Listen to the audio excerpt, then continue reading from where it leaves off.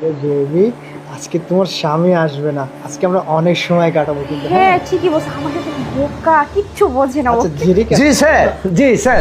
হ্যাঁ, আমি শান্তিরক্ষা বাহিনীতে আগামী 3 মাস পরে আমাকে যেতে হবে, এটা আমি শুনেছি স্যার। আর ঠিক আছে, আমি যাব, আমাকে 3 মাসের ছুটি দিয়েছে স্যার। জি স্যার, জি জি জি। হ্যাঁ হ্যাঁ স্যার, আমার কাছে নিউজটা আসছে।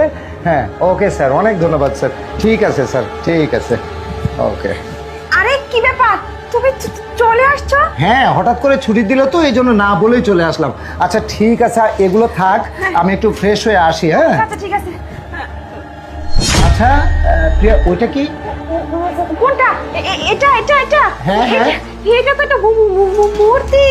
আমি যে একটা মেলায় গেছিলাম বুঝছো, আমার খুব পছন্দ হয়েছে, পরে আমি আমার ঘরে শপিস হিসেবে রাখার জন্য এই মূর্তিটা কিনে নিয়ে আসছি। খুব সুন্দর হয়েছে না? দেখো খুব সুন্দর। হ্যাঁ, মূর্তিটা একটু ভিন্ন কোয়ালিটির লাগতেছে, এরকম আমি কোনো মিউজিয়ামেও আমি দেখিনি। হ্যাঁ দেখি বিষয়টা কি। আরে না না না না না আরে সারপ্রাইজ বন্ধু, কেমন দিলাম বল? আরে আরে তুই? আরে বন্ধু, আমি জানি তুই আজকে বাসায় আসবি, ভাবি অনেক আগেই বলছিল তোকে সারপ্রাইজ দেওয়ার জন্যই এই প্ল্যানটা আমি আর ভাবি করছি। কেমন বলো না?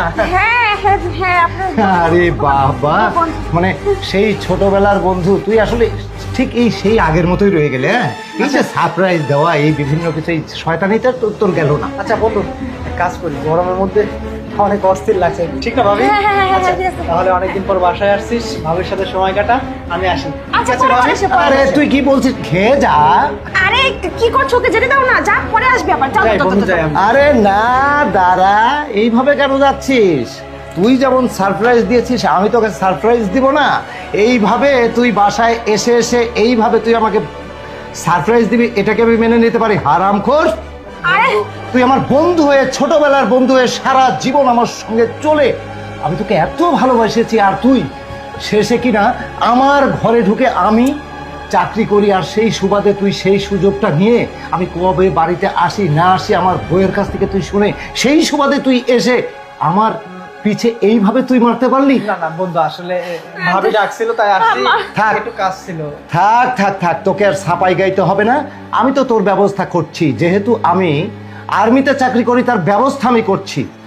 আর শোনো, তোমাকে আমি কিসের কমতি রেখেছি? হ্যাঁ, তোমার জন্য আমি অন্য চাকরি না করে সেনাবাহিনীতে আমি চাকরি করছি। তুমি কি জানো যে সেনাবাহিনীর চাকরি করাটা কতটা ঢের?